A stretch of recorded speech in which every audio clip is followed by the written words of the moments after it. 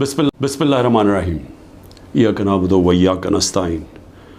मैं अपनी पाकिस्तानी कौम की तरफ से सबसे पहले जो बजौड़ के अंदर दहशतगर्दी का हमला हुआ, जिसमें अभी पता नहीं चल रहा लेकिन 40 शहादतें हो चुकी हैं और कहते हैं 50 लोग इस वक्त बुरी तरह उस धमाके से वो ज़ख्मी हैं।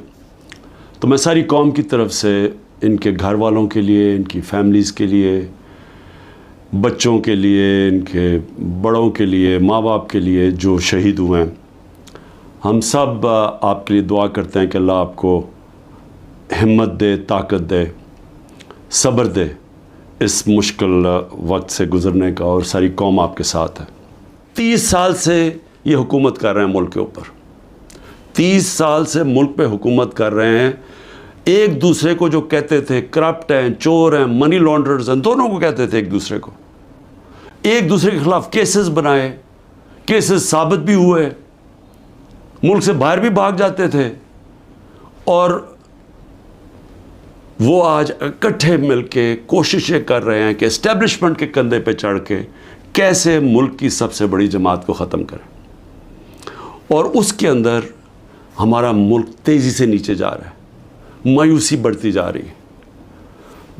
जब 12 लाख पाकिस्तान के प्रोफेशनल्स मुल्क छोड़ के चले जाएं, ये पैसे से ज़्यादा, ये जो हमारा डॉलर बाहर निकला है, क्योंकि ये अपने डॉलर्स भी लेके गए होंगे ना, तो जो डॉलर्स बाहर जा रहे हैं वो अलग चीज़ है, लेकिन जो ब्रेन ड्रेन हुई है, जो आपके वो लोग जो कि सबसे ज़्यादा माशरे की उठाने में इनका हाथ होता है, प्रोफेशनल्स का, वो जब मुल्क छोड़ के जा रहे हैं, बिजनेसमैन वो मुल्क छोड़ के जा रहे हैं, जो आपके डॉक्टर्स हैं हॉस्पिटल्स में, जो स्पेशलिटीज़ के अंदर जो डॉक्टर्स हैं, जो स्पेशलिस्ट हैं, जब वो मुल्क छोड़ के जा रहे हैं, तो मुझे बताएं मुल्क का क्या मुस्तकबिल है।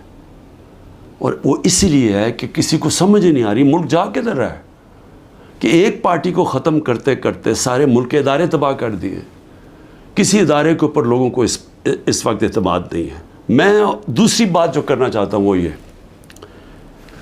कि देखिए, मुझे जो सबसे बड़ा मुझे खुशी थी वो ये कि तहरीक इंसाफ पहली जमात थी जिसने ख़वातीन को पॉलिटिक्स में लेके आए, यानी उन्होंने शिरकत की पाकिस्तान की सियासत के अंदर। मुझे फ़ख्र इसलिए है कि ये जो पाकिस्तान मूवमेंट थी उसमें मेरी वालदा बताती हैं कि औरतें कितनी शिरकत करती थी उस पाकिस्तान मूवमेंट के अंदर। तो ये पहली दफ़ा इस तरह औरतों ने इतनी तादाद में शिरकत की। हम जो बाई इलेक्शंस जीते, याद रखें कि जो हम बाई इलेक्शंस जीते हैं, 37 में से 30 बाई इलेक्शन हम जीते हैं, उसमें औरतों का बहुत बड़ा टर्नआउट था। यहाँ इलेक्शन कमीशन को मुसीबत पड़ी होती है कि अगर इतनी औरतें ना पोलिंग स्टेशन पर निकली तो हम इलेक्शन कैंसिल कर देंगे। यहाँ रिकॉर्ड टर्नआउट हुआ औरतों का, जिससे हमने बाई इलेक्शन जीते। लेकिन जो इस हुकूमत ने किया है औरतों के साथ, जो किया है, पहले तो ये छोड़े ना कि हमारा दीन क्या कहता है कि कैसे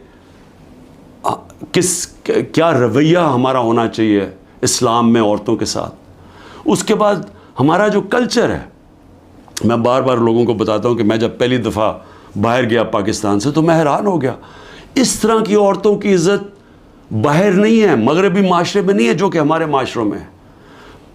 और जिस तरह औरतों को सड़कों पे घसीटा, जिस तरह उनको जेलों में डाला, जिस तरह अभी तक जिस तरह औरतों को जेलों में रखा हुआ है, और मैं यानी हैरान हूँ कि क्या डॉक्टर यास्मीन किसी जलाने घराने ये बिल्डिंग जलाने में थी मुलव्वस? क्या आलिया हमज़ा थी? क्या तैयबा थी? क्या सनम थी? क्या खतीजा? इन्होंने कोई बिल्डिंग जलाई है? इनको इतनी बड़ी सज़ा कि 80 दिन से ये जेलों में हैं। और भी औरतें, कोई जियो फेंसिंग में कोई औरत मिल गई, उसको पकड़ी जेलों में डाल दिया, और उनके बच्चे हैं, और उसके बावजूद उनको जेलों में रखा हुआ। ये कौन से माशरे में होता है? और ये पुरअमन एहतजाज था। पुरअमन एहतजाज आइन हमें हक देता है। ये पाकिस्तान का कानून नहीं तोड़ा था किसी ने। जो लोगों ने जाके کور کمانڈر ہاؤس جلایا تھا اس کے اوپر پوری تفتیش ہونی چاہیے اور سزا ملنی چاہیے، لیکن ان کو بھی تفتیش کریں. وہاں کوئی سی سی ٹی وی کیمرہ لگے تھے، سیف سٹی کے کیمراز تھے، پتہ تو چلے کہ کیا ہوا ہے. ہمیں پتہ ہے کہ عسکری ٹاورز کس نے جلائے ہیں، ہمارے پاس ایویڈنس ہے. ریڈیو پاکستان کی ایویڈنس مل رہی ہے کہ پشاور کس نے جلایا ہے. تو ایک ون سائیڈڈ ویو دے کے تو ساروں کو ہی اوپر ایکشن لے لیا، جس میں عورتیں جیلوں میں ڈال دی ہیں. اور عورتوں کا، ان کے جو باہر عورتیں ان سے کیا ہو رہی ہیں، وہ چھپی ہوئی ہیں. ہماری جو تنظیم کی عورتیں تھیں ان کے گھروں کے اوپر اٹیکس، کئیوں کے خامد کو پکڑ کے لے گئے، کئیوں کی بزنسز بند کر دی، جو خامدوں کی ہسبینڈز کی بزنس بند کر دی. یعنی وہ اتنی مشکلوں میں ان کو ڈال دیا، اور کئی تو چھوڑ کے چلے گئے پالیٹکس. انہوں نے کہا جی ہم نہیں کر سکتے. یہ کون کر سکتا ہے یہ مجھے بتائیں. جن عورتوں کے بچے ہوں، جن عورتوں کے خامد ہوں، بھائی ہوں، باپ ہوں، وہ جب دیکھیں گے کہ یہ ہو رہا ہے عورتوں کے ساتھ، کون اجازت دے گا اپنی عورتوں کو پالیٹکس میں آنے کے لیے؟ اور اس سے بڑا ظلم کیا ہو سکتا ہے کہ 50% آپ کی آبادی آپ ان کو پالیٹکس سے باہر نکال دیں، جبکہ وہ شرکت کرنا شروع کر دی تھی. ایک سیاسی شعور پیدا ہو گیا تھا جس میں عورتیں کیا، بچے، نوجوان، بوڑھے. لیکن جو عورتوں کی شرکت تھی، مجھے ایسے لگتا ہے کہ یہ پلان کے تحت، یہ پلان کر کے عورتوں کو سیاست سے باہر کیا جا رہا ہے.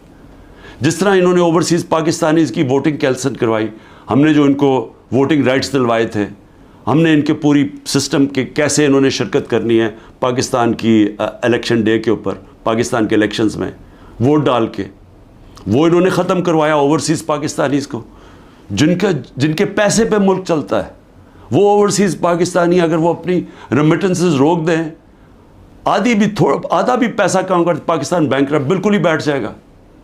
ان کی انہوں نے بند کروا دی، کیونکہ وہ اوورسیز پاکستانی زیادہ تر تحریک انصاف کے تھے، ان کی ووٹنگ رائٹس ختم کروا دی.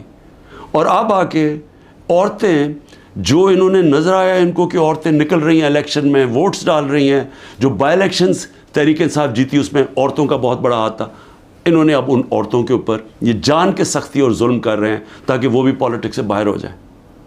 اور میں پھر سے کہتا ہوں، اس سے بڑا معاشرے پہ کیا ظلم کر سکتے ہیں آپ، کہ صرف اور صرف یہ چوروں کا ٹولہ اوپر ملوث کرنے کے لیے یہ سارے حربے استعمال کیے جا رہے ہیں. یہ ظلم کیا جا رہا ہے اس ملک کے ساتھ. یہ جس وقت آپ نے یہ فیصلہ کیا کہ ہم رائے حق کے اوپر کھڑے ہیں، ہم ظلم کے سامنے نہیں جھکتے، ہم اپنی آزادی لے لیں گے. ہم یہ چھوٹا سا طبقہ جو ٹولہ اوپر بیٹھ کے سارے ملک کے وسائل کے اوپر بھی قابو کر کے بیٹھا ہے، چوری یہ کرتا ہے، ملک پیسہ باہر بھیج دیتا ہے، احتساب جو عام لوگوں کے لیے چھوٹی چھوٹی چوریوں میں لوگوں کو جیلوں میں بھرا ہوا ہے، اور جنہوں نے نہیں بھی چوری کی طاقتور کے سامنے وہ آتا ہے اس کو جیلوں میں ڈال دیتے ہیں. لیکن ان کے لیے NRO مل جاتا ہے ان کو. اگر ان کے ظلم کے خوف کی وجہ سے ہم ڈر جائیں گے تو ہمارے سامنے بدترین قسم کی غلامی ہے. اور اگر یہ اس موقع پہ، تاریخ کے اس موقع پہ ہم کھڑے ہو جائیں گے، ہم اپنے آپ کو آزاد کر دیں گے. اور آزادی آئے گی انصاف سے، جب ہمارے حقوق کی ہمارے عدالتیں حفاظت کریں گی، جب کسی کی جرت نہیں ہوگی کسی کے گھر میں گھس کے توڑنے کا، کسی کی جرت نہیں ہوگی جھوٹا کیس کرنے کے لیے. میرے اوپر 180 سے اوپر کیسز ہیں. میں پچھلے 2 مہینے میں تقریباً 350 مختلف کیسز کے اندر عدالتوں میں جا چکا ہوں. ایک دن میں 19 کیسز کا میں نے سامنا کیا، اور میں یہ کرتا جاؤں گا. ہو سکتا ہے کہ میں نہ کر سکوں، یہ مجھے جیل میں، کیونکہ پوری کوشش کر رہے ہیں جیل میں ڈالنے کی، میں اس کے لیے تیار ہوں. لیکن میں یہ بتانا چاہتا ہوں کہ یہ جو مرضی کر لیں، میں کھڑا ہوں. میں کسی صورت یہ ان کے حربوں کی وجہ سے، ان کے ظلم کی وجہ سے میں کسی صورت ان کے سامنے جھکوں گا نہیں. اور میں یہ چاہتا ہوں آپ بھی، ساری قوم فیصلہ کر لے کہ ہم یہ ظالم کے سامنے نہیں جھکیں گے، اور انشاءاللہ ہم آزاد ہو جائیں گے. پاکستان زندہ باد.